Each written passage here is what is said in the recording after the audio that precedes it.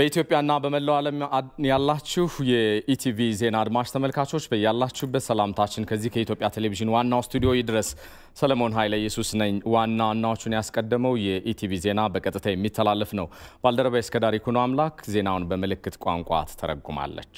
በቅድሚያም ጠቅላይ ሚኒስትር አብይ አህመድ አዲስ የተሾሙትን የብሩንዲ ፕሬዝዳንት ሜጀር ጄኔራል ኤቨረስቶ ዴሜዮኒ በኢትዮጵያ መንግስት ስም የእንኳን ደስ ያሉት መልእክት አስተላልፈዋል። ጠቅላይ ሚኒስትሩ በፌስቡክ ገጻቸው እንደገለጹት ከአዲሱ የብሩንዲ ፕሬዝዳንት ጋር በቀጠናዊ ጉዳዮች ጋር በጋራ አብረን እንሰራለን፣ እምነት የሚጸና ነው ሲሉ ገልጸዋል።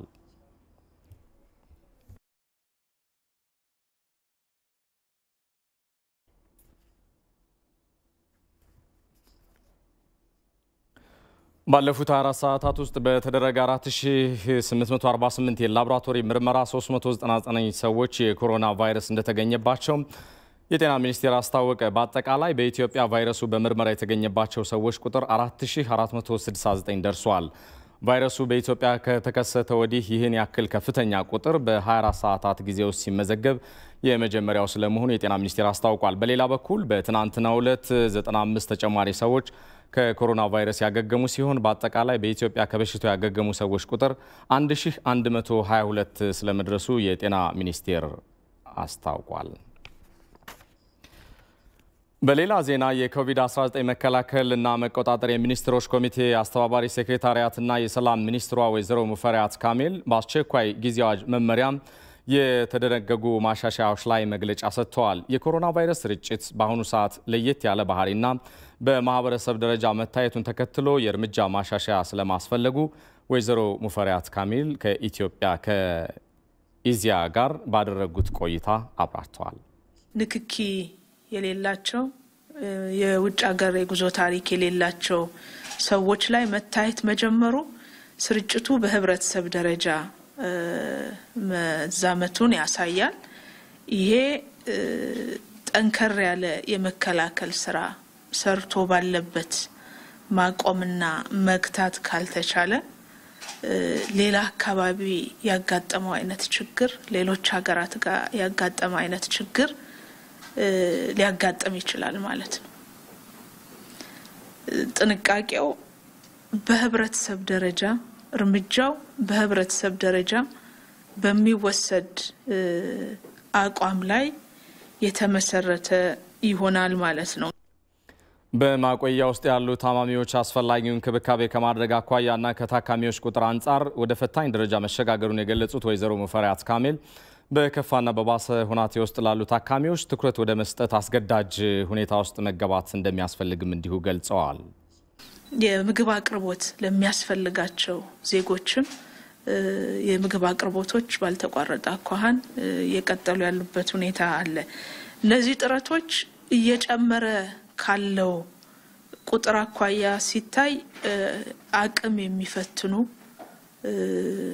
ወደ መሆን እየሄዱ ነው ያለው።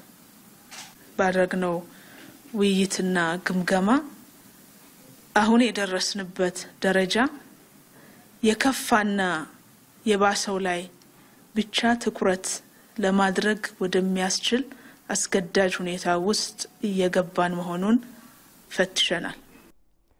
ከዚህም በተጨማሪ የምርመራ ውጤቶችን ከማስተዋወቅ አንጻር ማሻሻያ ስለማስፈለጉም ተናግረዋል።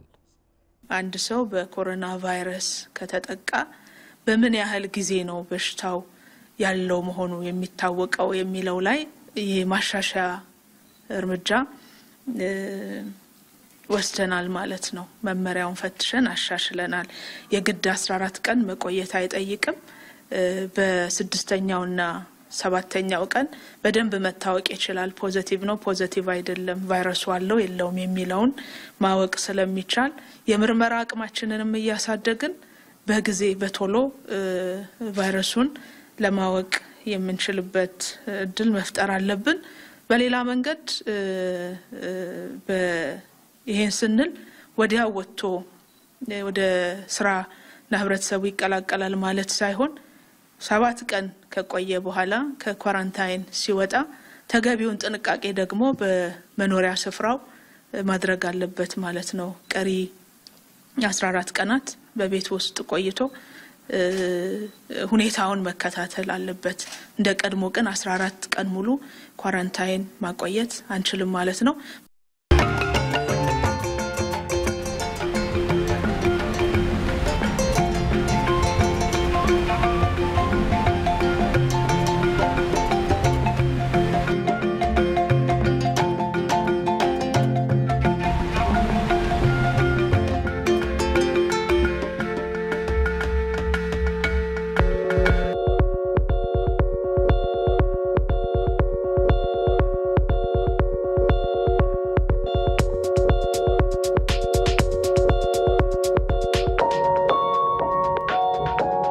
ኢትዮጵያ ውስጥ ከ50 ሚሊዮን በላይ ህዝብ የኤሌክትሪክ ላይት አያገኝም በ21ኛው ክፍለ ዘመን አሁንም በኩራዝ ይጠቀማል ዛሬም የኢትዮጵያ እናቶች ወገባቸው እስኪጎብጥ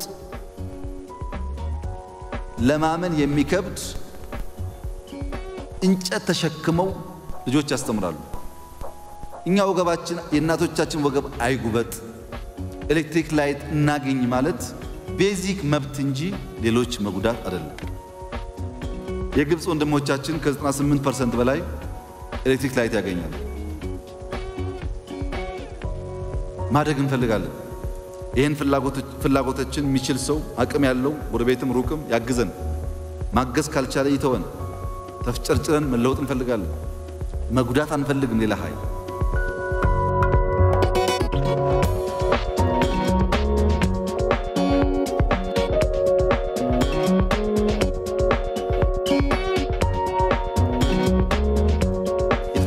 ጠብቅ በአራት ዓመት 20 ቢሊዮን ዛፍ እንትከል እንደዚህ ያለ በዓለም ውስጥ አንድም ሀገር የለም ህዝባችን ነው በነፃ እየወጣ የሚተክለው ካልተከልን ህዳሴ ይደርቃል ዝናብ ከሌለ ህዳሴ የለም የህዳሴ ዋናው ምንጭ ዝናብ ነው እሱ ደግሞ በአካባቢ ጥበቃ የሚረጋገጥ ነው ልባም ጎረቤቶች ካሉን ዛፍ መትከል ላይ እኛም ማገዝ አለባቸው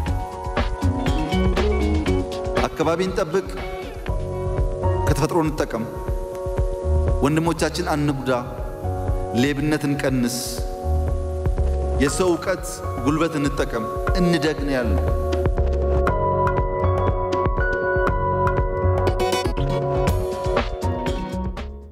ተመልሰናል ዜናዎቻችንም ይቀጥላሉ ኢቲቪ ዜና ታላቁ ህዳሴ ግድብ ግንባታን አስመልክቶ ወደ አጠናቀራቸው ዘገባዎች ነው የሚሻገረው የራሳቸውን አለማስነካትና የሌሎችንም አለመፈለግ የኢትዮጵያውያን የአሸናፊነት ስነ ልቦና መሰረት ነው ሲሉ የታሪክ ምሁራን ተናገሩ የአባይ ፍትሃዊ ተጠቃሚነትን ባማከለ መንገድ ከወንድሞቻቸው ጋር ለመጠቀም ማሰባቸው በራሱ በየትኛው መንገድ ዛሬም አሸናፊ ስለመሆናቸው ምልክት ይሆናል ብለዋል ምሁራኑ ኮሰን ብርሃኑን ያነጋገራቸው እንደ ሀገር የኢትዮጵያውያን ማንነት የተሰራበት አውድ የሀገርን ጥቅም ክብርና ሉዓላዊነት አሳልፎ የማይሰጥ የሌሎችንም የማይነካ ስለመሆኑ አድዋ ብቻውን ዘመን አሻግሬ እውነት ነው ድህነትን ለማሸነፍ በሚደረገው የቀን ተቀን ግብግብ ታላቁ የህዳሴ ግድብ ልክ እንደና አድዋ ኢትዮጵያዊ ወኔን የተላበሰ ነው ይህም የኢትዮጵያዊነት ወኔ ነው የሚሉት የታሪክ ምሁሩ ረዳት ፕሮፌሰር አበባው ያሌው ኢትዮጵያዊ ስለ ሀገርና አባይ ነግረው ሳይሆን የሚነሳው ራሱ ያውቀዋል ይላሉ አንድ ነገር ምንድነው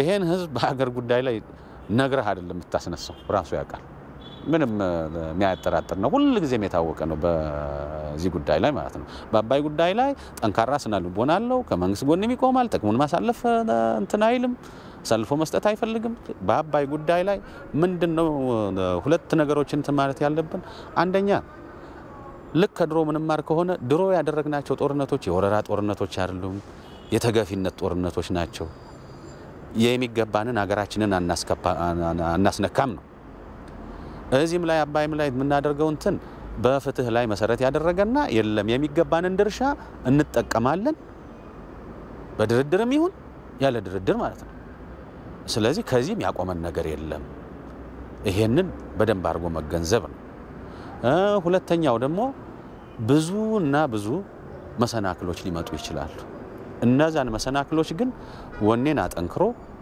ሁሉን ነገር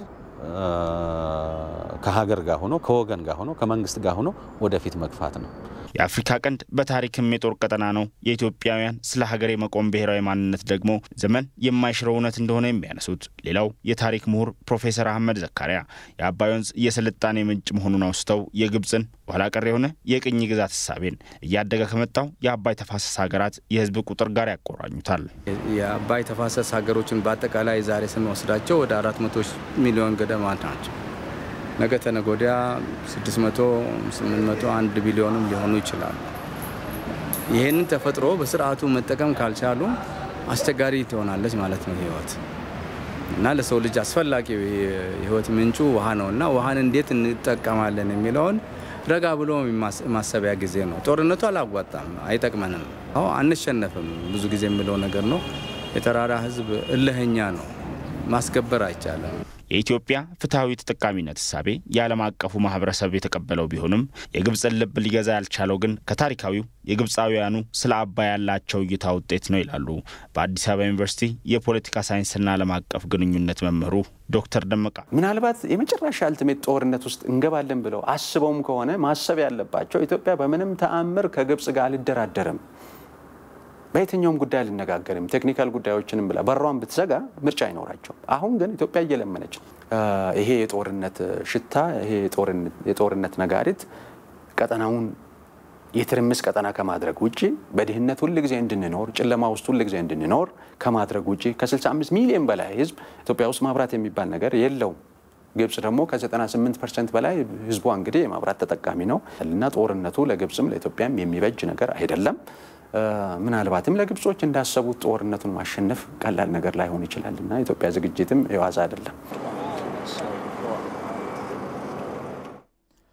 ይህ በእንዲህ እንዳለ ግብጽ ካሁን ቀደም እንግሊዝን በተጠቀመችበት መንገድ አሜሪካንን በመጠቀም ኢትዮጵያ ከድህነት እንዳትወጣም እየሰራች ነው ሲሉ ከኢትዮጵያ ቴሌቪዥን ወቅታዊ ፕሮግራም ጋር ቆይታ ያደረጉት የፖለቲካል ሳይንስና ዓለም አቀፍ ግንኙነት ምሁሩ ፕሮፌሰር አለማየሁ ገብረማርያም ተናገሩ። ግብጽ ኢትዮጵያ አባይን እንዳትጠቀም የያዘችው ግትር አቋም አስጊ ስለመሆኑም ፕሮፌሰሩ አብራርተዋል። በተለይም ጥጋቡ በሀገር አሜሪካ የፖለቲካ ሳይንስና ሰብአዊ መብት ተመራማሪ የሆኑት ፕሮፌሰር አለማየሁ ገብረማርያም ከኢቲቪ ጋር በነበራቸው ቆይታ ግብጽ በቅኝ ግዛቶች ተመክታ ኢትዮጵያን የበይ ተመልካች እንድትሆንና ከድህነት እንዳትወጣ የምትጠቀምበት ሴራ የተለመደና ከጥንትም የነበረ ነው ብለውታል። በዓለም አቀፍ የድርድር መድረኮች አገር በቀልና አህጉር ተኮር ተቋማትን ያለመጠቀሟንም የሴራው አንድ አካል ነው ብለዋል። ወደ አሜሪካስ ምን አስመጣ? ወደ አውሮፓ ዩኒየንስ ምን ወሰደ? ወደ ፈረንሳይም በሌሎችም ሀገር ለምንድነው አህጉር በቀል ድርጅቶችንና ተቋሞችን ያልተጠቀሙበት የሚል ነው። የምዕራቡ አገሮች የበለጠ ተጽዕኖ ያደርጉልናል ነው። ለምሳሌ ኢትዮጵያን አስገድደን አሜሪካ ወስደን አሜሪካ እርዳታ አንሰጥሽም ይሄ ብድር አንሰጥ ምናምን አድርገን እጆን አስጠምዝዘን እናስፈርማለን የሚል አስተሳሰብ ነው እንጂ እውነት ከልባቸው በንጽህና ቢጀምሩት ኖሮ ይሄን አይነት አስተሳሰብ ሊያደርጉ አይችሉም።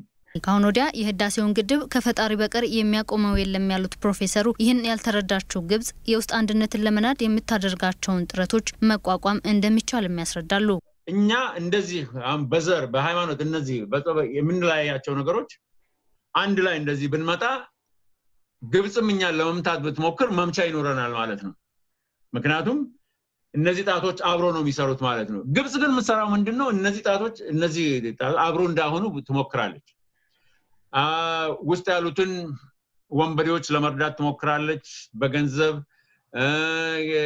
አገሪቷ እንዳትረጋጋ ለማድረግ ይሞክራሉ። በውጭ በወርልድ ባንክ በመሳሰሉት እንዳናገኝ ያደረገ ብቻ ኢትዮጵያ እንድትበታተን ነው የሚፈልጉት። በዓለም አቀፍ መድረኮች ከአባይ የውሃ መጠን መቀነስ ጋር አያይዛ ግብጽ ከምትሞግትባቸው ምክንያቶች ጀርባ ያለውን ዋነኛ ስጋቷንም ፕሮፌሰር አለማየሁ አመላክተዋል።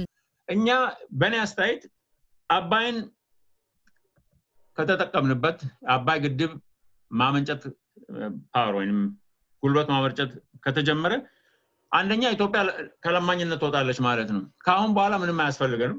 ምክንያቱም ኤሌክትሪሲቲ ኮረንቲ እስካለ ድረስ ኢንዱስትሪ ይፈጠራል። ኢንዱስትሪ ሲፈጠር ስራ ይፈጠራል። ግብርና ይስፋፋል፣ የበለጠ ይሄዳል። ያ እስከሆነ ድረስ ኢትዮጵያ ከድህነት ወደ ብልጽግና ታመራለች ማለት ነው። ከዛ ደግሞ በእኔ አስተያየት የቀጠናው ዋና ኃይል የምንሆንበት እሱ ነው። ግብጽን የሚያስፈራት እሱ ነው። ለኢትዮጵያ ህዝብ አባይ ሀገራዊ ልዩነቶች የሚወገድበት የትብብር መሰረት ሊሆን ይገባልም ብለዋል። መማር ያለብን ምንድነው? ግብጾች አባይን ተጠቅመው ራሳቸው ማስተባበር እንደቻሉበት ሁሉ እኛም ደግሞ አስተባብረን አባይ የኛ መተባበሪያ ማድረግ አለብን። መማር አንዳንዴ ከጠላት መማር ያስፈልጋል። ግብጽ ከሰሞኑ የጀመረችው በጦር የማስፈራራት ዘመቻ ከኢትዮጵያ ይልቅ ራሷን ግብጽን የሚጎዳ ተግባር እንደሆነም ተናግረዋል።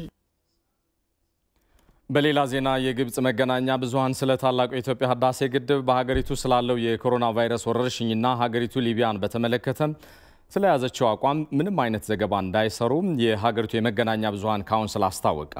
ካውንስሉ ባስተላለፈው እገዳ መሰረት ታዲያ የግብጽ መገናኛ ብዙሃንና የማህበራዊ ሚዲያ ተጠቃሚዎች መንግስት ከሚሰጠው መግለጫ ውጪ ምንም አይነት ዘገባም ሆነ ውይይት እንዲሰሩ አልተፈቀደላቸውም።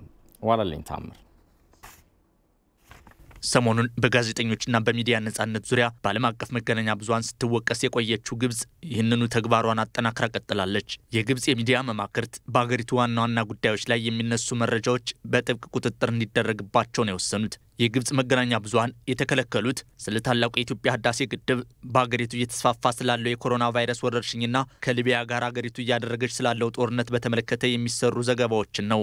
በእነዚህ ጉዳዮች ላይ የግብጽ መገናኛ ብዙሃንም ሆነ የማህበራዊ ሚዲያ ተጠቃሚዎች መንግስት ከሚሰጠው መግለጫ ውጪ ምንም አይነት ዘገባ እንዳይሰሩ የአገሪቱ የሚዲያ ቡድኑ ወስኗል።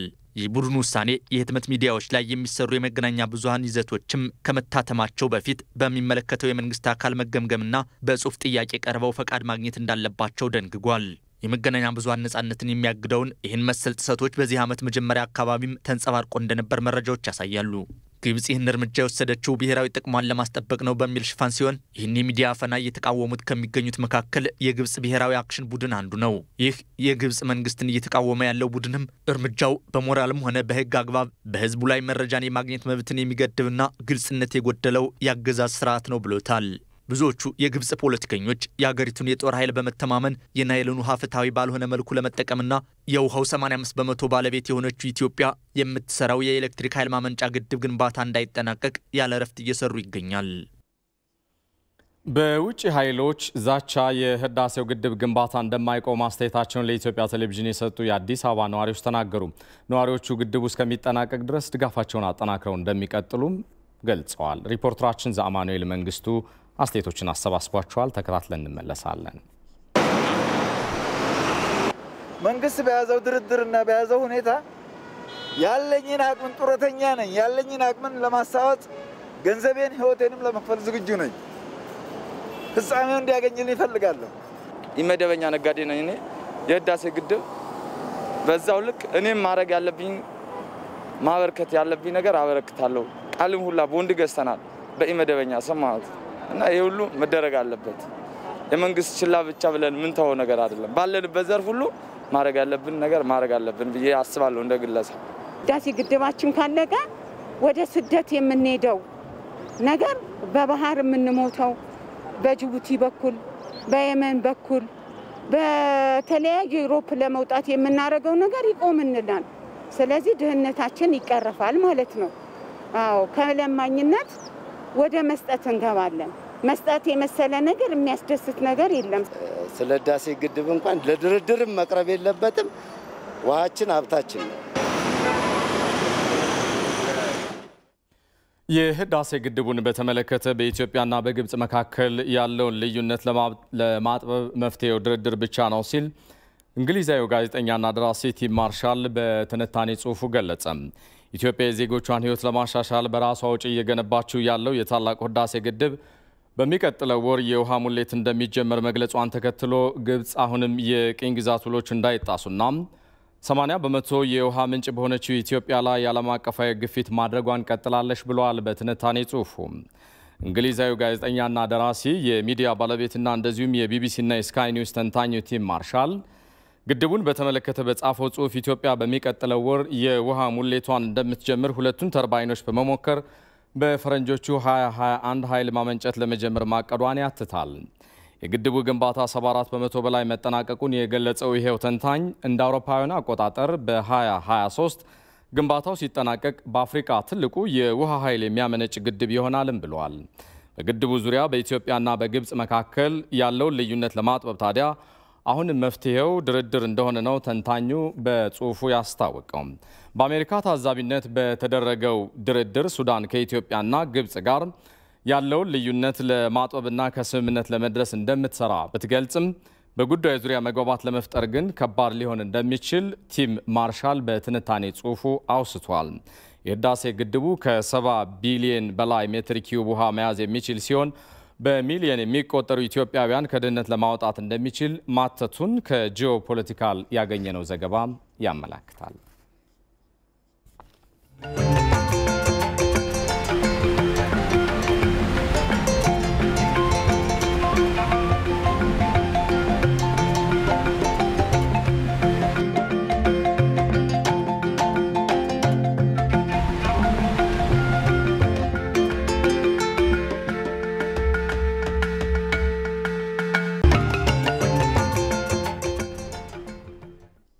ተመልሰናል። ኢቲቪ ዜናን ከኢትዮጵያ ቴሌቪዥን ዋናው ስቱዲዮ በቀጥታ እየተከታተላችሁት ነው። የፌዴራልና የአማራ ክልል የስራ ኃላፊዎች በላሊበላ ከተማ ተገኝተው ችግኝ ተከሉ። የባህልና ቱሪዝም ሚኒስትሯ ዶክተር ሂሩት ካሳው፣ በኢትዮጵያ የፈረንሳይ አምባሳደር ፍሬድሪክ ባንተምስ፣ የሰሜን ወሎ ሀገረ ስብከት ሊቀ ጳጳስ አቡነ ኤርሚያስና የክልሉ የባህልና ቱሪዝም አመራሮች ናቸው ችግኝ የተከሉት። ይህ በእንዲህ እንዳለ በኢትዮጵያ የሚታየውን የቀለበት የፀሐይ ግርዶሽ በተለይ በላሊበላ በድምቀት እንደሚታይ ይጠበቃል። ከማለዳው 12 ሰዓት ከ45 እስከ እኩለ ቀን 6 ሰዓት ከ33 የሚቆየው የፀሐይ ግርዶሽ በላሊበላ ለመታደም የፌዴራልና የክልል የስራ ኃላፊዎች በስፍራው ተገኝተዋል። የፈረንሳዩ መንግስት ታዲያ በላሊበላ ከተማ 1.3 ሚሊዮን ብር ድጋፍ አድርጓል። ድጋፉ የፌዴሪ የባህልና ቱሪዝም ሚኒስትር ዶክተር ሂሩት ካሳው የክልልና የዞን አመራሮች በተገኙበት ርክክብ ተደርጓል። በተጨማሪም የፌዴሪ ባህልና ቱሪዝም ያሰባሰበውን የምግብ ቁሳቁሶችን አስረክቧል። እዚህ ጉዳይ ላይ እንቆያለን። ተጨማሪ መረጃዎችን ሊያደርሰን ባልደረባችን ጌቱ ላከው ከላሊበላ በቀጥታ የስልክ መስመራችን ላይ ነው የሚገኘው። ጌቱ እንደምን አመሸህ? እንዴት አመሸህ ሰለሞን? ይመስገን። እስኪ በነገው ዕለት ይታያል ተብሎ የሚጠበቀው ቀለበታማ የፀሐይ ግርዶሽ ለመመልከት በላሊበላ ከተማ ያለው ቅድመ ዝግጅት ምንድነው? የታዘብካቸውን ሀሳቦች ሰብሰብ አድርገህ ልትነግረን ትችላለህ? አመሰግናለሁ ሰለሞን። እንግዲህ ዛሬ እኛም ከጠዋት አካባቢ ላይ ነበር ላሊበላ የደረስነው። እዚህ አካባቢ እንደደረስን ያስተዋልነው የመጀመሪያው ነገር በመመልከቻ መነጽሮችን በብዙ አካባቢዎች ላይ ሲሸጡ ተመልክተናል። አይነታቸውንም ከስፔስ ሳይንስና ቴክኖሎጂ ኢንስቲትዩት ጋር ተነጋግረን አይተን ነበረና ደረጃቸውን ያሟሉ እንደሆኑ ነግረውናል። እዚህ አካባቢ እንግዲህ የፀሐይ ግርዶሹን ለመመልከት ከፌዴራልም ከክልልም የተለያዩ አካላት እዚህ ላሊበላ ላይ ደርሰዋል። ያው በኮሮና ቫይረስ ምክንያት ብዙ ሰዎች ይታደማሉ ተብሎ ቢጠበቅም ያ ሳይሆን ቀርቷል። የተወሰነ ሰው ነው እንግዲህ በነገው ላይ ይታደማል ተብሎ የሚጠበቀው። በዛሬው መርሃ ግብር ላይ ከፌዴራል መንግስትም ከክልልም የመጡ የመመልከቻ መነጽሮችን ለህብረተሰቡ እንዲዳረሱ የማድረግና የጥንቃቄ መልእክቶች እንዲካሄዱ በማድረግ በኩል ሰፊ ስራዎች ሲሰሩ እንደነበረ አስተውለናል። በነገው ዕለት ከ12:45 ጀምሮ የቀለበታማ የፀሐይ ግርዶሹን ለመመልከት ጥንቃቄ ማድረግ እጅግ በጣም አስፈላጊ በመሆኑ የካሜራማኖችንም ጨምሮ የካሜራ ፊልተሮችን እንዲታደሉ ተደርጓል። የአይን መነጽር እንዲታደል ተደርጓል እና እነዚህ ሁሉ ስራዎች ቅድመ ዝግጅቶች ጥንቃቄዎቹ ጥሩ እንደሆኑ ተመልክተናል። ነገ እንግዲህ 12:45 ላይ በተለይ ላሊበላ ላይ ከዚህ በኋላ ከ400 ዓመታት በኋላ ሊደገም የሚችል ክስተት በመሆኑ በተለይ ለላሊበላ ህዝብ አዲስ ጉዳይ ነው። በእርግጥ ይሄ ለዓለምም ትልቅ ጉዳይ በመሆኑ ብዙ ሰዎች ይመጣሉ ተብሎ ነበረ። ያ ሳይሆን ቢቀርም በተለያዩ የቴክኖሎጂ አማራጮች ግን ይህንን ምስል ለተመልካቾች እንዲደርስ ለማድረግ ዝግጅቶች እየተሰሩ ነው የሚገኙት። ሰለሞን ከላሊበላ በቀጥታ የስልክ መስመራችን ተገኝተ መረጃዎችን ስላጋራህ እናመሰግናለን። መልካም ምሽት። በተመሳሳይ ዜና በኢትዮጵያ ስፔስ ሳይንስ ሶሳይቲ ውስጥ በበጎ ፈቃደኝነት የሚሳተፉ ታዳጊ ህጻናት የነገውን የፀሐይ ግርዶሽ ለማየት መቻላቸው ትልቅ አጋጣሚ መፍጠሩን ተናግረዋል። ክስተቱ ታዳጊ ህጻናትን በሚመለከቱበት ጊዜ ጥንቃቄ ማድረግ እንደሚገባ ማሳሰቢያ ተላልፏል። ትዕግስት የሻነው ተከታትለዋለች።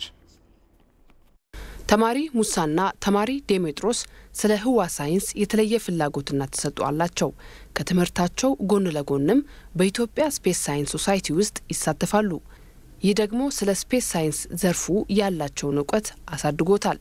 በፀሐይና በምድር መሃል ጨረቃ ፐርፌክትሊ ሶስቱም ኦብጀክቶች በአንድ መልኩ አላይን ሲያደርጉ የፀሐይ ግርዶሽ ወይም ኢክሊፕስ ብለን እንጠራዋለን። የፀሐይ ግርዶሽ ማለት በብዙ ዓመት ጊዜ የሚከሰት ክስተት ሲሆን ጨረቃ በመሬትና በፀሐይ መካከል በአንድ መስመር ላይ ሲሆን የሚከሰት ክስተት ነው። በኢትዮጵያ ሰኔ 14 የሚከሰተው የፀሐይ ግርዶሽ በዘመናቸው መከሰቱ የተለየ ስሜት እንዲፈጥርብን አድርጓል ይላሉ። የፀሐይ ግርዶሽ በዚህ ጊዜ በመከሰቱ በጣም ተደስቻለሁ። ያው ይሄ በህይወት አንዴ የሚያጋጥም ነገር ሊሆን ይችላል። በአንድ ቦታ በ144 ዓመት አንዴ ነው ሊያጋጥም የሚችለው።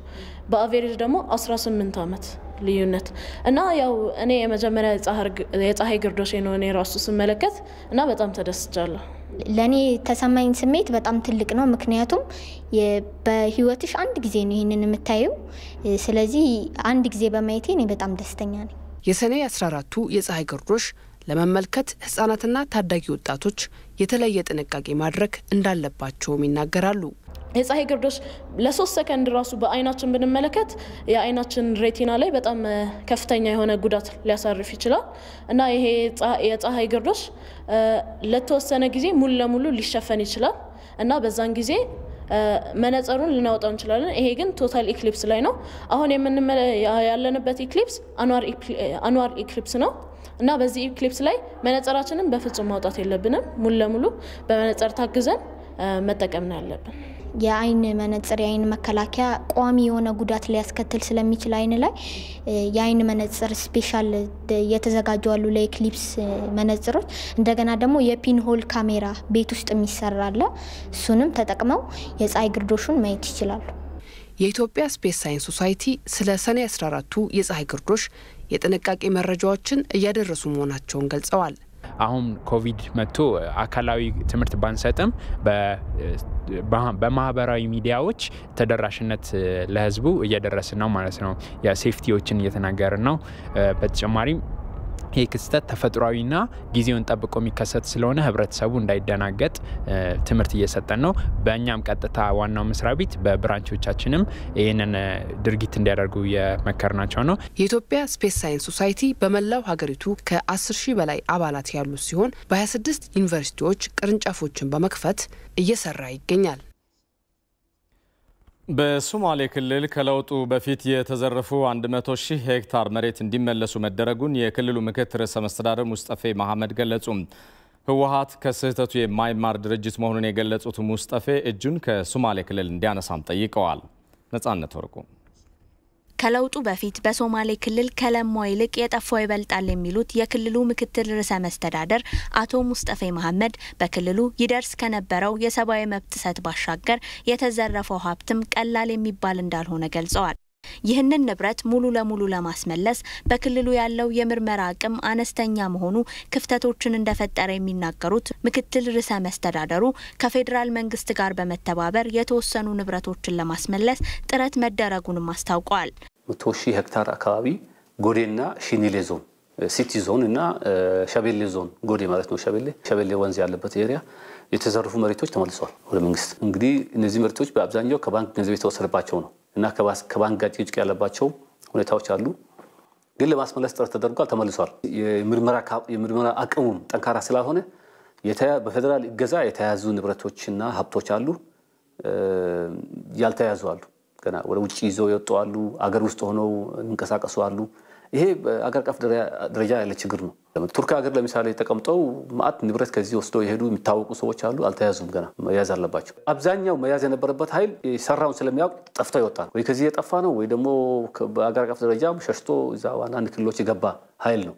ህወሓት የሶማሌ ክልል ሰላም እንዲታወክ እንቅስቃሴዎችን እያደረገ እንደሚገኝ የገለጹት ምክትል ርዕሰ መስተዳድሩ ፖለቲካዊ አካሄዱን አስተካክሎ በሰለጠነ መልኩ ሀሳቡን ሊያራምድ ሲገባው ክልሉን በማመስ የሚያመጣው ለውጥ ስለማይኖር ድርጊቱን ሊያቆም ይገባል ብለዋል። 27 ዓመት የነበሩ ኔትወርኮች ናቸው፣ በቀላሉ የሚበጠስ አይደለም። በእጅ አዙርም በቀጥታም ክልሉ እንዲረበሽ ፖለቲካሊም ጸጥታም እንዲረበሽ አክቲቭሊ እየሰሩ እንደሆነ እናውቃለን። የእኛን የፖለቲካ አመለካከት እንደማይደግፉ እንደማይወዱት እናውቃለን፣ በደንብ እናውቃለን። አንድ ቦታ ላይ የሆነ ኢንሲደንት የሆነ አንድ ቀን አንድ ከተማ ላይ የሆኑ ሰዎችን ገንዘብ ሰጥቶ በአንድ መሬትም ይሁን በጎሳም እንዲራበሹ የማድረግ ሁኔታ ሰሞኑን የተፈጠሩ አንዳንድ የጎሳ ግጭቶችም ነበሩ ሶማሌ ክልል ላይ በተለይ ራሶ የሚባል አካባቢ አሁንም እነዚህ የተፈጠሩት በራሳቸው ነው ብለን አናምንም እንቅስቃሴዎች እናያለን አንዳንድ ቦታ ሴንሲቲቭ የሆኑ የመሬት ጉዳዮችን የማጋጨት ቦርደር ኤሪያዎች ስላለ የመከላከል አቅማችን በቂ ነው ብለን እናምናለን ይሄ ለማስቆም ምክትል ርዕሰ መስተዳደሩ ሐሳባቸው ህወሓትን ከክልሉ ጋር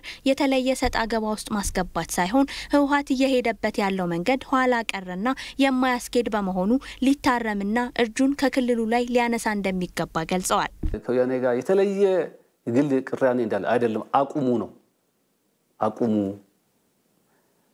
ፖለቲካችሁን በሲቪላይዝድ በሆነ መንገድ አካሂዱ የፌደራል መንግስቱን የሚተቃወሙ ከሆነ ብልጽግናን የሚተቃወሙ ከሆነ ሌሎች ህዝቦችን አመጽ በማስነሳት መሆን የለበትም በተለይ ደግሞ ሶማሌ ክልል የምትችሉትን ያህል ሶማሌ ክልልን በዝብዛቸዋል የምትችሉትን ያህል ረብሻቸዋል የምትገሉትን ገላቸዋል አልፏል ያ ታሪካው ካሁን በኋላ ያን ታሪክ የሚደግም ተግባራት አትስሩ ነው ይሰማሉ ቢያስባሉ አላስቡ እንደዚህ ስላልኩኝ ይሰማሉ ቢያ አላስቡ ባህላቸውም አይደለም ስለዚህ እኛ ጠንቅቀን መታገል ያለብን ከለውጡ በፊት በክልሉ ዜጎች ላይ በደረሰ የሰብአዊ መብት ጥሰት ጉዳት ለደረሰባቸው ዜጎች በቂ ካሳ ለመከፈሉን አስመልክቶ ከዋልታ ለቀረበላቸው ጥያቄ የተፈናቀሉትን መልሶ ለማቋቋም በጤናቸው ላይ ጉዳት የደረሰባቸውን ሕክምና እንዲያገኙ ለማድረግ እንዲሁም ሌሎችን ድጋፎች መደረጋቸውን ምክትል ርዕሰ መስተዳደሩ አስታውቀዋል አሁንም ቢሆን ክልሉ ባለው አቅም ድጋፍ ለማድረግ ከበጎ አድራጎት ድርጅቶች ጋር በጋራ እየሰራ እንደሚገኝም ገልጸዋል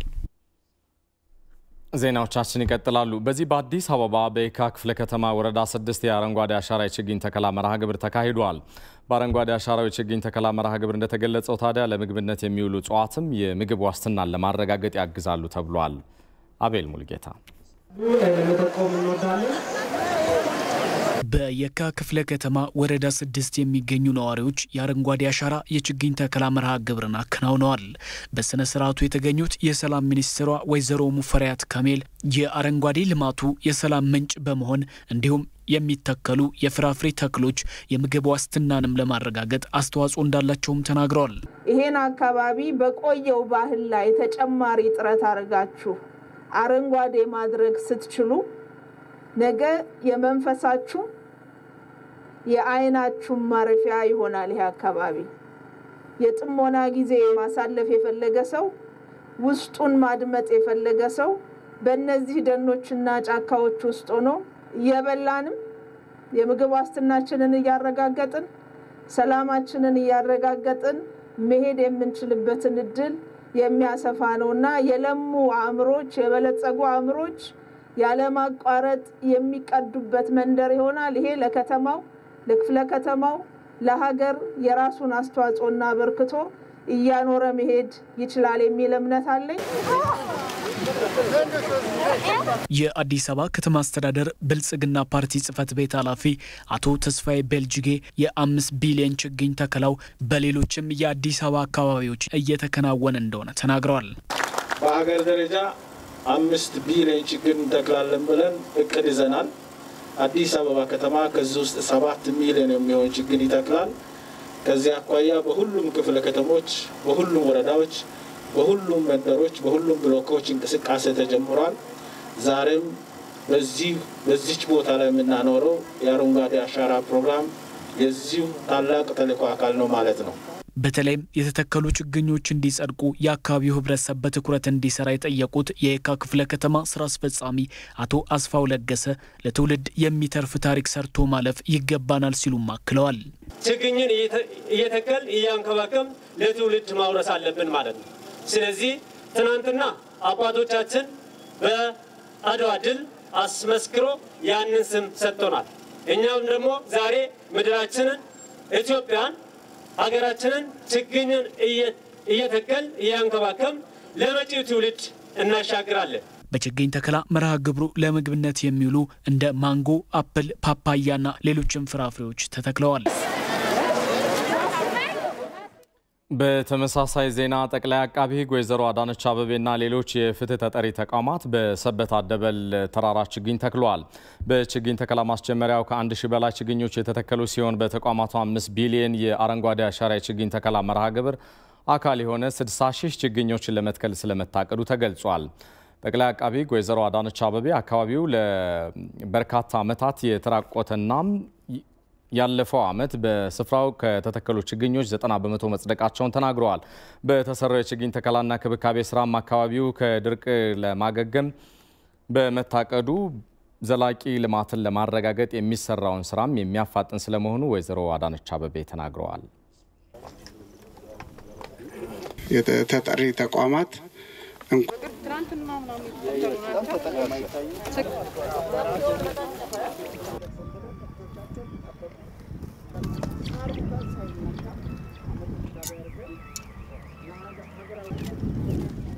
ሪፖርተራችን ፋሲካ ያለው እንደዘገበችው ባለፈው ዓመት በስፍራው ከ14.5 ሚሊዮን በላይ ችግኞች የተተከሉ ሲሆን የአካባቢው ማህበረሰብ በሰራው የአረንጓዴ ልማት ስራም የመጡት ለውጦችን በመገንዘብ በችግኝ ተከላ ክብካቤ ስራው ላይ በባለቤትነት መሳተፍ መጀመሩን ጠቅላይ አቃቤ ሕግ ተናግረዋል። እኛው ነን ያጠፋነው ለካስ ደኖችን ባንጨፈጭፍ ኖሮ ውሃችን ባልሸሸን የሚልም ከአካባቢው ማህበረሰብ ላይ ስንሰማ ቆይተናል። ስለዚህ የአካባቢው ማህበረሰብ ገብቶት መጠበቅ ጀምሯልና መንከባከብ ጀምሯልና ይሄንን ማጠናከር መቻል አለብን ነው። በያዝነው በተንከባከብነው ልክ ነው ሊጠቅመን የሚችለውና ምላሽ ሊሰጠን የሚችለው። ስለዚህ ማህበረሰቡ ሁሉም በየአካባቢው ከማንም በላይ የአካባቢው ማህበረሰብ ተጠቃሚ ነው ማለት ነው። እንደ ሀገር በጣም ጠቃሚ ነው እውነት ነው። ነገር ግን ደግሞ ከማንም በላይ የአካባቢው ማህበረሰብ ተጠቃሚ ስለሆነ መንከባከቡ መቀጠል መቻል አለበት፣ መጠበቅ መቻል አለበት። የትራንስፖርት ሚኒስትሯ ዳግማዊት ሞገስ ከሚኒስቴር መስሪያ ቤቱና ከተጠሪ ተቋማት አመራሮች ጋር በመሆን ችግኝ ተከሉ። የችግኝ ተከላ መርሃ ግብሩ በቢሾፍቱ ከተማ የተከናወነ ሲሆን በመላ ሀገሪቱ ተግባራዊ የሆነ ያለው የ5 ቢሊዮን ችግኝ የመትከል የአረንጓዴ አሻራ መርሃ ግብር አንዱ አካል ነው። በበጀት ዓመቱ ሚኒስቴር መስሪያ ቤቱ 3 ሚሊዮን ችግኝ ለመትከል አቅዶ እየተንቀሳቀሰ ይገኛል። ባሳለፍነው ዓመት በሚኒስቴር መስሪያ ቤቱና ተጠሪ ተቋማት ከ2 ሚሊዮን በላይ ችግኝ መተከል የተቻለ ሲሆን 85 በመቶ የሚሆነው በአግባቡ ክትትል የተደረገባቸው መጽደቅ የቻሉ መሆናቸውን ሚኒስቴር መስሪያ ቤቱ አስታውቋል። የሰላም ሚኒስቴር ለዜጎች ብሔራዊ ዲጂታል መታወቂያ ለማዘጋጀት ኢንተርናሽናል ኢንስቲትዩት ፎር ኢንፎርሜሽን ቴክኖሎጂ ከተባለ የህንድ ኩባንያ ጋር ተፈራረመ። ስምምነቱን በማስመልከት የሰላም ሚኒስትሯ ሙፈሪያት ካሚል ዛሬ መግለጫ የሰጡ ሲሆን ብሔራዊ ዲጂታል መታወቂያ የሙከራ ትግበራ መጀመሩን ይፋ አድርገዋል። በስምምነቱ መሰረት ኢንተርናሽናል ኢንስቲትዩት ፎር ኢንፎርሜሽን ቴክኖሎጂ ብሔራዊ የዲጂታል መታወቂያ ዘመናዊ የአሰራር ሲስተምን ይዘረጋልም ብለዋል።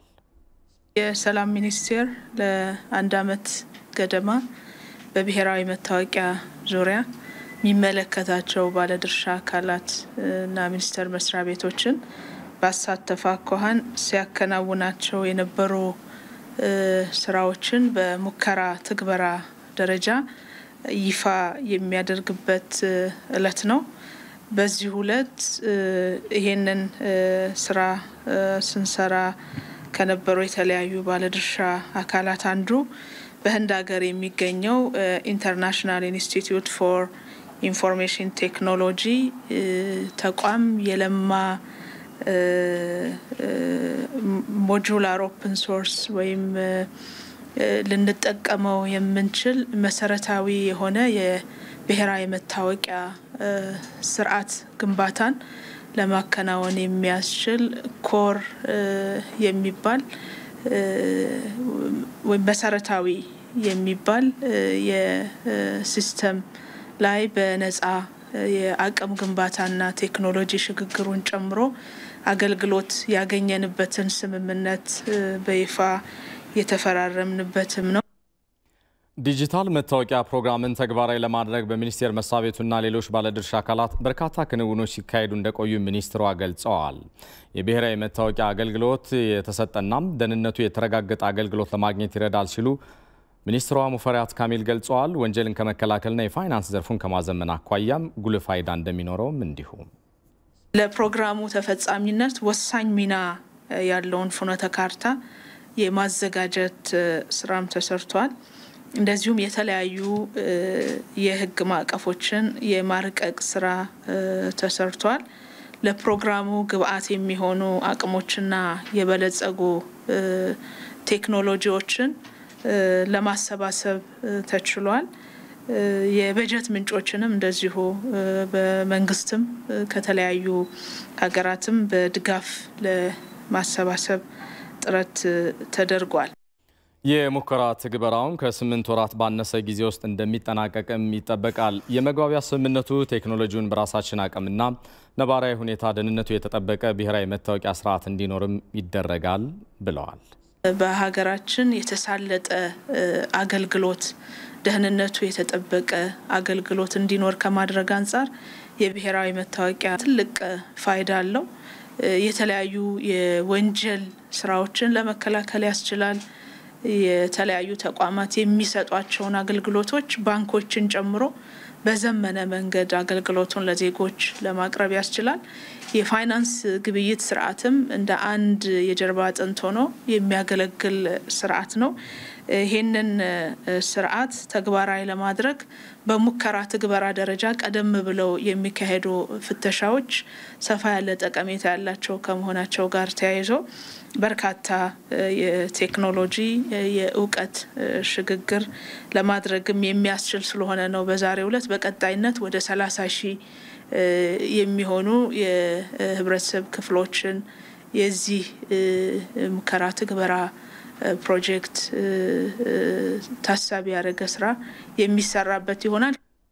እንደ ሰኔ 15ቱ አይነት አደጋ በሚገጥምበት ወቅት ከአደጋው ለመውጣት በሐሳብ የበላይነትና መደማመጥን የማህበረሰብ እሴት ማድረግ እንደሚገባ የንግድና ኢንዱስትሪ ሚኒስትሩ መላኩ አለበል ተናገሩ። ዶክተር አምባቸው መኮንን፣ አቶ ምግባሩ ከበደና አቶ ዘዝዋሴ አንደኛ ዓመት መታሰቢያ በኢትዮጵያ ደም ባንክ አገልግሎት ደም በመለገስ ስነ ስርዓት ተከናውኗል። የንግድና ኢንዱስትሪ ሚኒስትሩ መላኩ አለበል ሁልጊዜም ቢሆን የሐሳብ የበላይነትና መደማመጥን የማህበረሰብ እሴት ማድረግ ይገባል ሲሉ ገልጸዋል። የምንሰጠው ደም ብቻ አይደለም፣ ፍቅርን፣ ታላቅነትን፣ መተሳሰብን፣ ሰላምን ነው። እነዚህ ደግሞ ጓዶቻቸው ያለ እረፍት ያለ መታከት ሲታገሉላቸው የነበሯቸው ትልልቅ ዓላማዎች ናቸው። ሁሌም የሐሳብ የበላይነት መደማመጥና አርቆ ማሰብ እንጂ ከዚህ ውጭ ያሉ አማራጮች ለህዝብም ሆነ ለግለሰብ ጥቅም የላቸውም። ተምረንባቸውም ልናልፍ ይገባል። የሰማዕታቱ ቤተሰቦችም የአመራሮችን ርዕይ ለማስቀጠል ሁሉም የድርሻውን እንዲወጣ ጠይቀዋል። የአምባቸው የትግል አጋሮች፣ ጓደኞች፣ ወዳጅ ዘመዶች ትምህርት ቤት፣ ሆስፒታል፣ ድልድይ በመሰየም እና በማበረታታት ሞራላችን የደገፋችሁ ሁላችሁም ከልብ አመሰግናለሁ። የተሰዉ ሰዎች ዓላማ ለማስቀጠል ያሰብነው ነው።